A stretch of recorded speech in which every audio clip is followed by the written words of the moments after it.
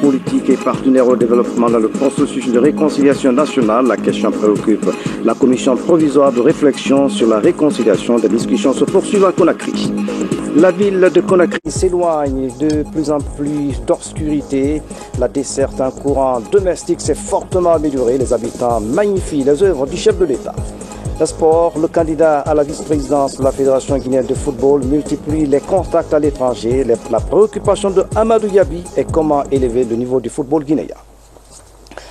Conakry, 23 juillet 2015. Bonsoir, merci de votre attention. Le président de la République a officiellement inauguré le siège de la Cour constitutionnelle à Conakry. C'est un immeuble R+10 construit en 2 mois seulement.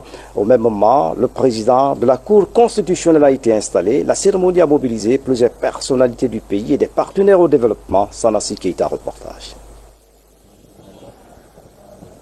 Le siège de la Cour constitutionnelle, blotti au quartier Al-Mamia, dans la commune de Kaloum, inauguré ce jeudi 23 juillet 2015. Une inauguration qui marque l'installation des membres de cette plus grande instance judiciaire du pays. Dans son allocution, le président de cette jeune instance juridique du pays a dit, je cite, « Je sollicite de Dieu qu'il inspire et oriente ensuite tous les actes que mes pairs de la Cour constitutionnelle et moi-même auront à prendre de la part du peuple, au nom du peuple et pour le peuple. » Si les choses sont ainsi faites que le chef est prédisposé à se soumettre à moins pourvu, à moins grand et moins fort que lui, alors le chef est un bon chef. Dès lors, sans préjuger de ce que les faits à venir vous commandent de dire et de faire, nous pensons pouvoir compter sur la bonne voie de tous pour respecter notre légitimité, pour admettre les verdicts qui seront appliqués dans un esprit d'indépendance et d'équité absolue par la Cour à l'examen de toutes les questions qui lui seront soumises. C'est la seule attitude qui compte quand on est animé de la volonté de faire de la Guinée un pays de démocratie et de notre administration un état de droit. En ce qui la concerne, la Cour constitutionnelle est en effet fermement résolue à se laisser guider que par le droit et la conscience de ses membres. Le droit et la conscience professionnelle, 2 mots-clés en parfaite adéquation avec la feuille de route du président de la République qui devrait guider ses membres de la Cour constitutionnelle dans l'exercice de leur mission, celle de faire de la Guinée un état de droit résolument tourné vers la démocratie. Nous souhaitons donc que vous soyez des juges indépendants, indépendants de la politique, mais aussi indépendants de l'argent. Parce qu'il y a 2 types d'indépendance. Il y a l'indépendance à l'égard du pouvoir politique, mais aussi l'indépendance à l'égard de l'argent. Donc il faut que les deux, quand vous dites indépendant, vous soyez les deux. Et nous allons veiller. Nous allons vous apporter tout notre soutien dans la mesure de nos possibilités pour que rapidement la Cour ait les moyens réellement de faire honneur à la Guinée et qu'elle puisse être un modèle, c'est-à-dire qu'elle profite de l'expérience des autres. Après avoir récemment prêté serment, voilà que ces 9 membres de la Cour constitutionnelle prennent aujourd'hui officiellement fonction, ce qui annonce justement leur entrée en activité dans la consolidation des acquis démocratiques de la Guinée. Et le point d'orgue de cette cérémonie aura été la coupe du cordon inaugural par le chef de l'État du siège de cette grande institution républicaine qui vient juste après l'Assemblée nationale. Le tout marqué par la visite des installations. Et puis, la commission provisoire de réflexion sur la réconciliation nationale échange avec les partenaires bi- et multilatéraux accrédités en Guinée. La rencontre vise à informer sur la mission assignée à la commission, mais aussi impliquer tous les acteurs sociaux dans la mise en œuvre du processus de réconciliation nationale. Mahamoud Bari signe ce reportage. Ces ambassadeurs et chefs de mission diplomatique accrédités en Guinée rencontrent la commission provisoire de réflexion sur la réconciliation nationale. Ils réfléchissent sur les possibilités de concrétiser la consolidation du processus de réconciliation amorcé avec les différentes parties prenantes. L'objectif de ces sessions d'information est de vous exposer notre vision de la mission que nous a confiée le chef de l'État et les enjeux du processus de réconciliation nationale, afin que de nos échanges, vos contributions, dont nous ne doutons pas de la qualité et de la pertinence, continuent de nous permettre d'avancer dans le cadre de la réflexion sur les mécanismes susceptibles de favoriser la réconciliation nationale entre les Guinéennes et les Guinéens. Cette session est dédiée à la promotion des appuis techniques et financiers que devraient apporter ses partenaires bi- et multilatéraux dans la mise en œuvre du processus de réconciliation en Guinée. Le système des Nations Unies est là. Il y a un engagement par la lettre d'engagement que nous avons signée avec le gouvernement pour accompagner le processus de réconciliation nationale en Guinée. Je suis là pour, en tant que membre de la commission, de la communauté des partenaires, pour comprendre le travail de la commission et en même temps voir ce que nous avons comme contribution dans le processus, mais également comprendre là où il y a encore moyen d'appuyer la commission pour qu'elle puisse bien mener son travail. Le PNUD, le PVF, l'UNICEF et le Haut Commissariat des Nations Unies aux droits de l'homme accompagnent le processus, d'où la satisfaction des membres de la commission provisoire de réflexion sur la réconciliation nationale. Quand on a été financé et appuyé par les organisations internationales, il faut associer les ambassadeurs. Il y a des pays qui sont passés dans la réconciliation et les ambassadeurs sont assistés beaucoup de pays dans ce cadre pour les informer. Ils vont nous donner, ils vont nous appuyer techniquement comment nous arriverons à la réelle réconciliation pour que la paix règne dans notre pays. Ces consultations devront faciliter le diagnostic pour identifier l'ensemble des préoccupations sur le terrain. Direction l'Abbé, où les consultations nationales de la jeunesse vont bon train. Ce projet initié par le ministère de la Jeunesse vise à connaître les préoccupations des jeunes. Après la première phase, les jeunes se retrouvent pour des travaux d'évaluation des données recueillies. Sur place à l'Abbé, voici le reportage de Tiernos Manialo. Toutes les villes et sous-préfectures du pays sont touchées par le programme de consultation nationale de la jeunesse. À l'Abbé, 52 jeunes ont parcouru les 12 communes rurales et la commune urbaine pour identifier les besoins et les aspirations des jeunes de 15 à 35 ans. C'est l'étape de la présentation des différents rapports, un moment crucial pour la réussite de l'opération. C'est une première fois qu'on envoie un jeune vers son semblable, je vais dire un autre jeune, pour lui demander quels sont tes besoins, quelles sont tes questions. Maintenant, ça, je pense que ça a une importance capitale. Dans ces différents rapports sont répertoriés les besoins des jeunes, localité par localité, de nature à faciliter l'orientation des projets de développement pour l'épanouissement de la couche juvénile dans l'ensemble de la préfecture de l'Abbé. C'est une très belle expérience parce que nous avons su réellement tout ce qui manque à la jeunesse, tous les besoins des jeunes actuels. Au niveau de la commune urbaine, par exemple, les taximètres nous disent que réellement, ils sont en manque de beaucoup de choses. C'est qu'il y a trop d'accidents. Leur travail de collecte d'informations a duré 2 jours, avec pour principe laisser les jeunes rencontrés s'exprimer librement. Les résultats de leurs investigations vont être harmonisés, une première qui suscite beaucoup d'attention. Monsieur le Président de la République, depuis son arrivée au pouvoir en 2010-11, il ne parle que de la jeunesse, il ne parle que du développement de la jeunesse, il ne parle que de l'avenir de la jeunesse, il ne parle que du soutien à apporter à la jeunesse. C'est pourquoi cette belle initiative est venue, donner la parole aux jeunes, à ceux qu'eux-mêmes exposent leurs propres problèmes. Au même moment, cet exercice a lieu dans d'autres préfectures de la région. Vendredi prochain, s'ouvrira la plénière régionale qui va réunir les 5 commissaires nationaux des 5 préfectures de la région administrative de l'Abbé pour élaborer un document à dimension régionale. Et puis l'autre temps fort de cette édition, le ministre de la Communication, Alocene Makanera Kake, a visité ce matin le chantier du centre de diffusion et de station terrienne de la RTG Coloma. Les travaux sont financés par la Chine avec l'appui du gouvernement guinéen. En plus de ces travaux, la RTG Coloma sera rénovée et rééquipée. La réalisation de ces infrastructures va améliorer la qualité des émissions. Abdul Karim Kamara, reportage. En l'espace de 6 mois, cette équipe de techniciens chinois a érigé ce pylône de 120 mètres de hauteur à Coloma. C'est un centre de diffusion par satellite et par les émetteurs. Un projet qui donnera à coup sûr une grande portée aux émissions radio-télé.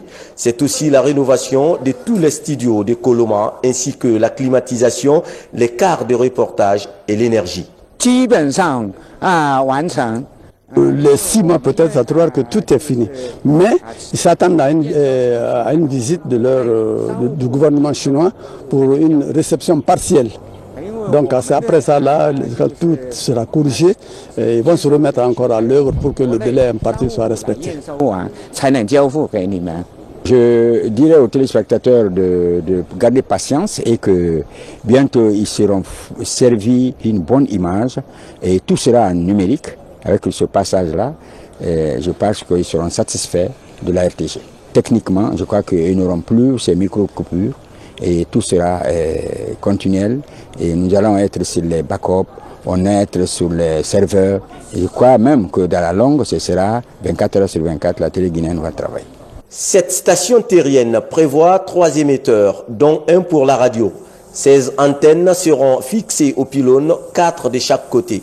Le tout assorti du passage de l'analogie au numérique. Une ambition du président de la République afin que la RTG ait une large couverture. La coopération entre la Guinée et la Chine est fondée sur le pragmatisme et le réalisme. Donc je suis très heureux de voir le travail qui est déjà abattu et je suis convaincu, d'après mes entretiens avec les experts chinois, les émetteurs qui seront installés permettront de couvrir une bonne partie de la moyenne Guinée. Et il y a des phrases, j'espère, qui vont disparaître dans le jargon de notre maison, c'est-à-dire les interruptions indépendantes de notre volonté. Après ces travaux, la RTG sera intégralement numérique. Les travaux de cette station ont commencé au mois de février dernier. Le délai d'exécution est de 18 mois pour un coût global de 16 millions de dollars. Dans l'actualité encore, le ministre de la Ville et de l'Aménagement du Territoire a fait hier le tour du littoral en navette. L'Océnie Camara tente d'identifier les occupants illégaux des domaines de l'État. Pour cette première sortie, le ministre a sillonné les communes de Matam et Dixine. C'est un reportage de Saint-Martin. Les occupations anarchiques des domaines publics maritimes DPM. Le phénomène prend de l'ampleur à Conakry. Partout, les opérations de remblai sont perceptibles. Face à cette situation, le ministre de la Ville et de l'Aménagement du Territoire sillonne le littoral de la capitale en navette. Du petit bateau à Kaloum, en passant par les communes de Matam, Matoto jusqu'à la Kamaenne dans Dixine, l'Onseni Camara constate que les immeubles poussent comme des champignons avec pour conséquence la destruction de la mangrove, la montée de la mer et le réchauffement climatique. Nous avions promis de traquer tous ceux qui travaillent illégalement dans nos domaines publics maritimes. Et parfois, sur le continent, vous ne pouvez pas apercevoir au bord de la mer.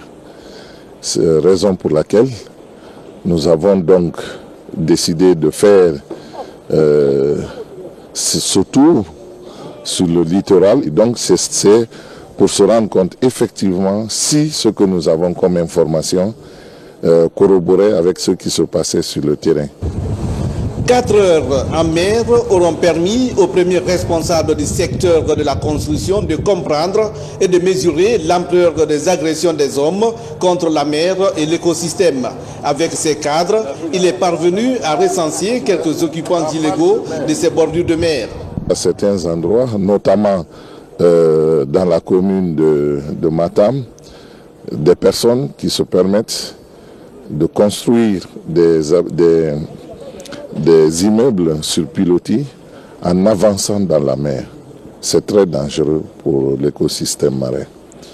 Et c'est pourquoi nous allons encore passer un deuxième communiqué à l'attention de tous ceux qui font des travaux le long de notre côte maritime, d'arrêter et de s'adresser au département de l'urbanisme et de l'habitat en vue de discuter techniquement et d'avoir les autorisations nécessaires s'il le faut avant de pouvoir poursuivre ces travaux.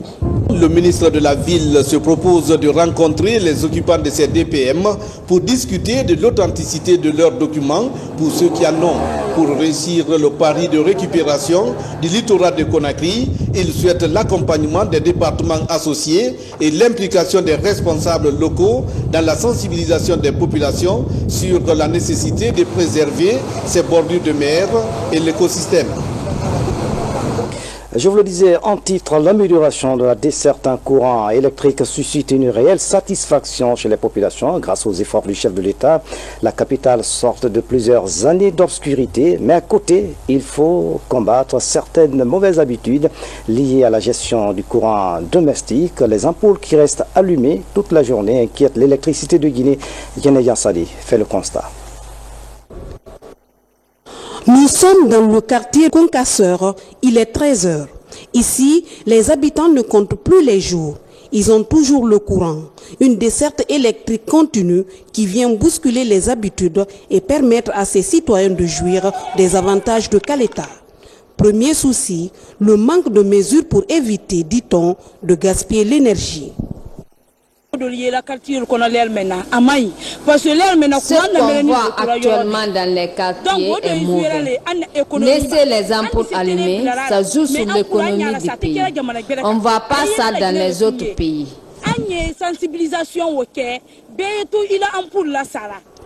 Dans ce quartier, comme dans tous les autres de Conakry, les habitudes ont la vie dure.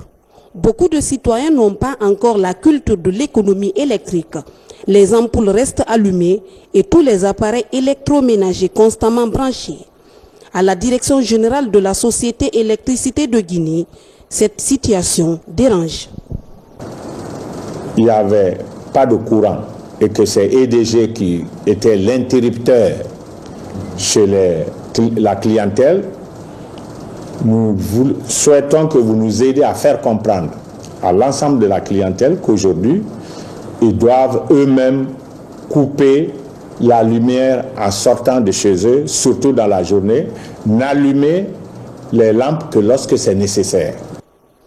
Bien que conscients des conséquences du phénomène, certains citoyens de Conakry ne semblent pas comprendre ce message. Autre mauvaise habitude, les Conakryens aiment le courant, mais très peu payent les factures et limitent la consommation électrique. Pendant la journée, on a le soleil. Chacun n'a que se contenter avec le soleil. Pendant la journée, on voit, il y a la lumière, il n'y a pas de l'obscurité. Mais la nuit, on peut faire tout avec le courant. Si Dieu nous a aidés à avoir l'électricité ces jours-ci, on doit vraiment prendre le temps de l'éteindre quand c'est nécessaire. La Troisième République a hérité d'un État électrique défaillant. Sur ce point, la Guinée revient de loin et les améliorations récentes doivent entraîner un changement de mentalité de tous les citoyens. C'est du moins ce que recommande la Guinéenne d'électricité. Comme nous facturons forfaitairement pour le moment, c'est pour ça que ça va certainement insister. Mais très bientôt, nous allons procéder à l'installation des comptages et je crois que le problème sera réglé. Chacun veillera à sa facture. Et pour que la facture ne soit pas importante, il faut veiller à bien gérer sa consommation. Et cela se fait en éteignant, en allumant l'ampoule lorsqu'on en a besoin. La Guinée change. Le secteur de l'énergie connaît des mutations positives depuis le lancement de Caleta. Le projet est ambitieux et devrait entraîner une révolution industrielle. Mais chaque citoyen a un rôle à jouer pour que ce rêve devienne réalité. Yéné Yassani, merci pour ce reportage. Remise des kits de protection et des véhicules au département de la coopération internationale. C'est un don de l'UNICEF qui entre dans le cadre de la lutte contre le virus Ebola. Haya Ramatoulaye Touré a suivi la remise. Des ambulances, des pick-up, des moto-ambulances et des kits médicaux pour une enveloppe estimée à plus de 32 milliards de francs guinéens. C'est un geste de l'UNICEF pour lutter contre Ebola et renforcer le système sanitaire en Guinée. Aujourd'hui, nous partons au-delà des mots, nous partons au-delà de la théorie pour mettre à disposition du système de santé guinéen des moyens réels, à la fois équipements roulants, mais aussi équipements médicaux qui permettaient effectivement que ce slogan qu'on a défendu pendant plusieurs mois commence maintenant à être la réalité sur le terrain. L'UNICEF et les partenaires qui nous soutiennent dans cette œuvre souhaitent aussi voir les autres partenaires techniques et financiers de la santé suivre cet exemple. Le ministre de la Coopération internationale et le coordinateur national de lutte contre Ebola se sont réjouis de ce geste.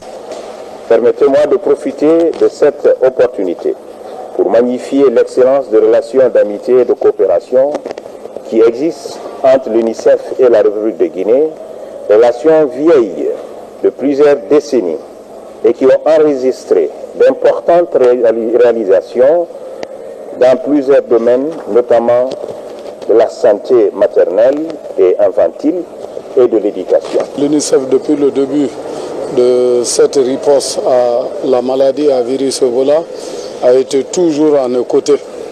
Et ils ont été toujours prêts à répondre à nos besoins qu'on exprime non seulement pour arrêter l'épidémie, mais aussi pour le renforcement de notre système de santé. Ces différents engins permettront aux équipes sur le terrain de renforcer leurs capacités opérationnelles en vue de vaincre l'épidémie d'Ebola pour le bien-être de nos populations. La Caisse nationale de sécurité sociale dans le vent du renouveau avec l'inauguration d'une salle de radiographie, d'un laboratoire biomédical et d'un cabinet. Ce collège médical moderne devrait limiter l'évacuation des malades à l'étranger. L'action a été possible grâce à l'équipe dirigeante de la Caisse. C'est le ministre de l'Enseignement technique et du Travail qui a inauguré ce centre. Yaya Silla, reportage. L'assurance d'une vie bien protégée, c'est désormais l'option engagée par la Caisse nationale de sécurité sociale. L'inauguration de ce collège médical dans l'enceinte de la Caisse nationale de sécurité sociale s'inscrit dans cette logique. Vous savez, camarades, en République de Guinée, le seul problème que nous avons, c'est poser un bon diagnostic. Aujourd'hui, la Caisse de sécurité sociale va nous doter de cet instrument. Une radiologie numérique qui n'existe nulle part en Afrique si ce n'est qu'en Afrique du Sud. Ce cabinet médical comprend un service d'imagerie médicale, un laboratoire d'analyse biomédicale, un service odontostomatologie et une ambulance. Pour la direction générale de la Caisse nationale de sécurité sociale et le ministre de l'Enseignement technique et de la formation professionnelle, ce résultat est à l'actif du président de la République. Le président de la République met des hommes parce qu'il sait qu'ils sont capables d'apporter quelque chose. Donc, quelque part, il est celui qui est responsable de ce qui arrive aujourd'hui. Mais c'est parce que Malik Sankon, Mamadou Mansaré, le personnel de la Caisse nationale de sécurité sociale, les membres du conseil d'administration ont su saisir cette opportunité et faire fructifier la chance qui leur a été donnée de changer la Guinée. Le changement de la Guinée, c'est ça aussi. C'est faire de telle sorte que on évite ce que Mansaré vient d'appeler le tourisme médical. L'acte que nous posons aujourd'hui s'inscrit dans le document stratégique de l'institution, est une source d'espoir que notre vision de la Caisse nationale de sécurité sociale est possible et nous y croyons profondément malgré toutes les difficultés liées à la conjoncture économique. Avec le collège médical de la Caisse nationale de sécurité sociale, finit l'évacuation sanitaire à l'étranger. Des actions à encourager. Et puis la mutuelle financière des femmes africaines, l'institution de microfinance fait du chemin en Guinée. La MOFA est un moyen de développement de la couche féminine soutenu par le chef de l'État. La MOFA Ratoma, installée à Kipé, sera officiellement inaugurée le lundi prochain ici à Conakry. À Dubrika, l'Organisation internationale pour la migration a lancé son projet de riposte à Ebola, un projet qui vise à sensibiliser les populations sur la lutte contre Ebola. Dans la préfecture de Dubrika, justement, aucun nouveau cas d'Ebola n'a été signalé depuis plus d'un mois. Moussa Mikini et Morikaba, reportage. Ici, à Dubrika, en prélude des prochaines consultations électorales, la jeunesse entend remplir sa part de contrat à travers des actions citoyennes. Cette lecture du Saint-Coran constitue l'entame de ce vaste programme de promotion de l'engagement de l'esprit civique des jeunes de la localité. Je suis animé d'un souci majeur, celui de faire cette action une alternative permettant aux jeunes de mieux exprimer leur volonté citoyenne dans le domaine précis, de contribuer à la réconciliation nationale par la sensibilisation, ce qui nous permettra de contribuer au maintien de la paix et de la quiétude sociale en Guinée. Nous avons fait des prières pour que la Guinée soit vraiment indemne, pour bouter hors de la Guinée cette maladie maudite à virus Ebola. Et nous savons que s'il plaît à Dieu, le 11 octobre 2015, nous devons organiser notre élection présidentielle. Pour que cette élection se passe dans de très bonnes conditions, dans la paix, dans l'unité nationale, il faut des prières. La jeunesse de Dubrika religieuse prône en faveur de la non-violence et n'entend pas céder à la manipulation des politiques. Cet engagement responsable rassure la notabilité de la cité de Sumba-Toumani et incite les autorités à soutenir cette volonté.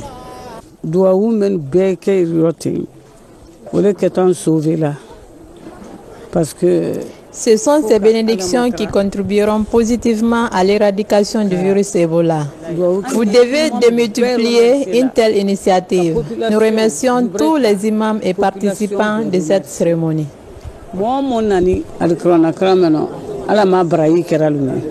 Cet événement intervient dans un contexte où la Guinée n'est pas loin de la zone verte d'Ebola.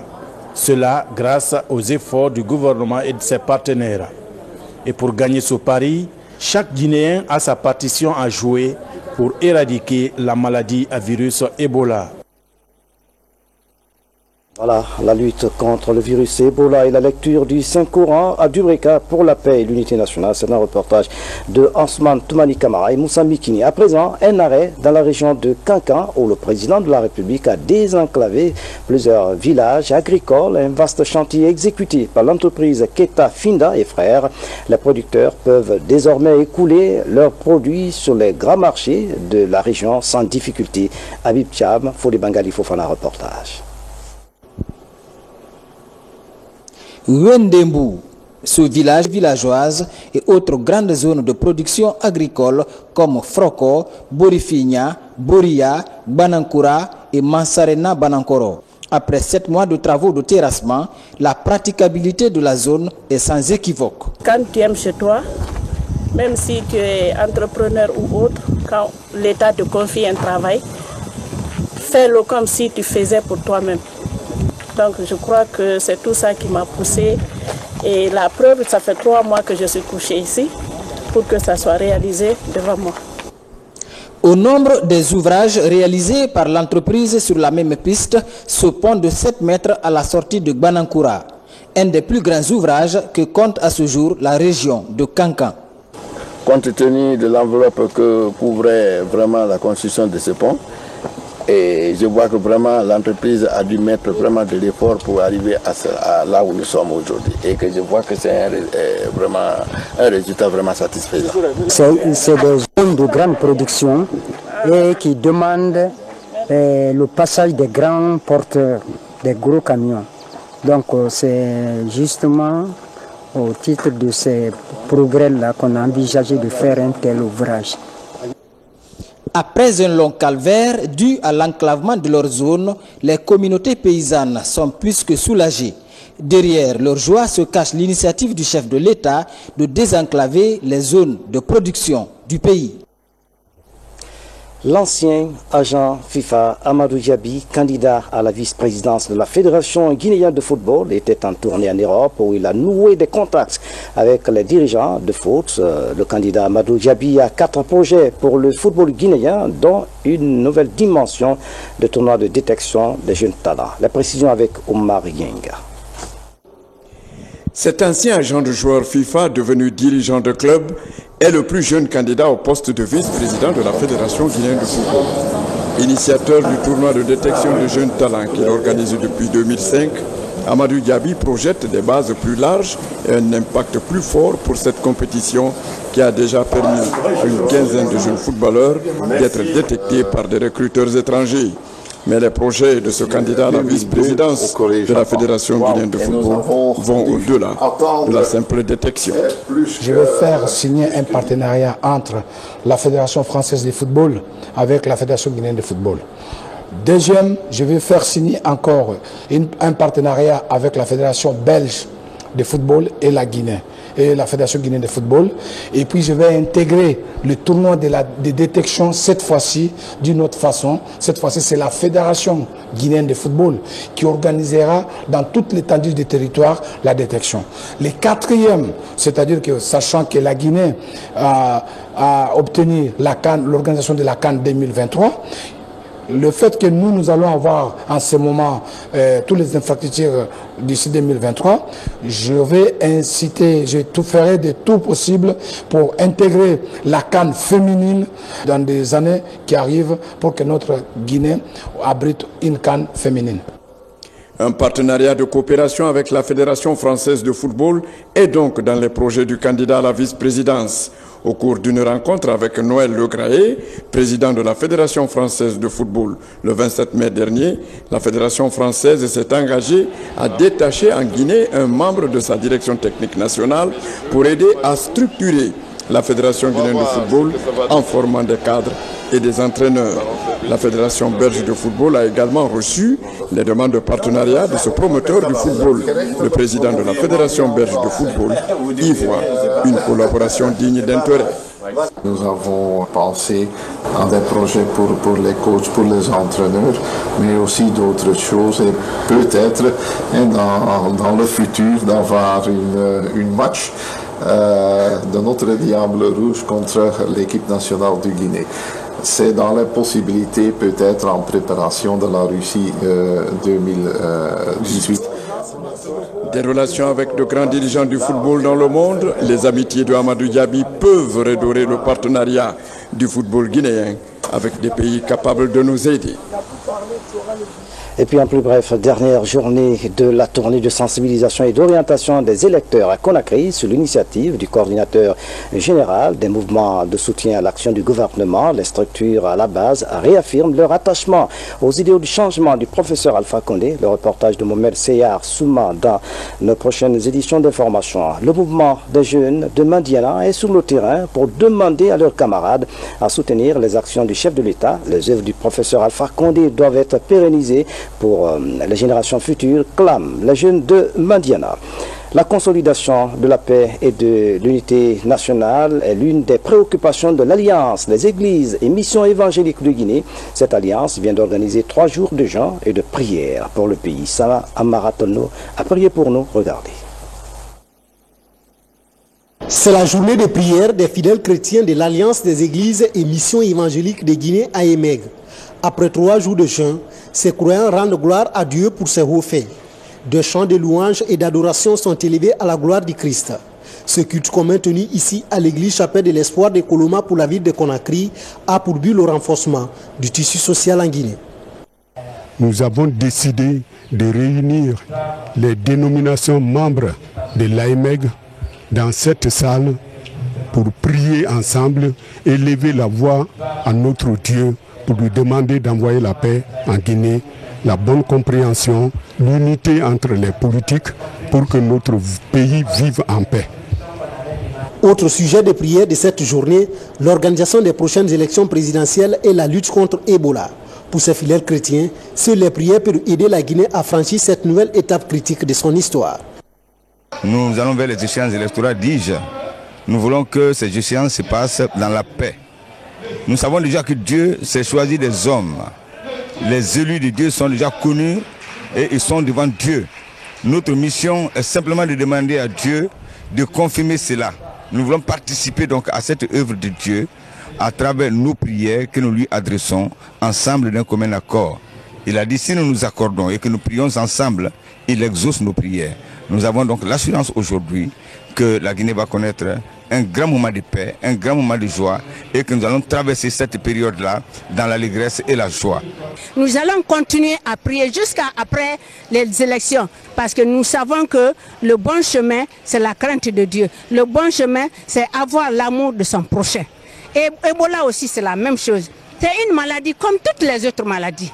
Nous devons faire en sorte que nous puissions éviter Ebola. La consolidation de la paix et l'unité nationale en Guinée sont entre autres objectifs majeurs de l'Alliance des églises et missions évangéliques de Guinée.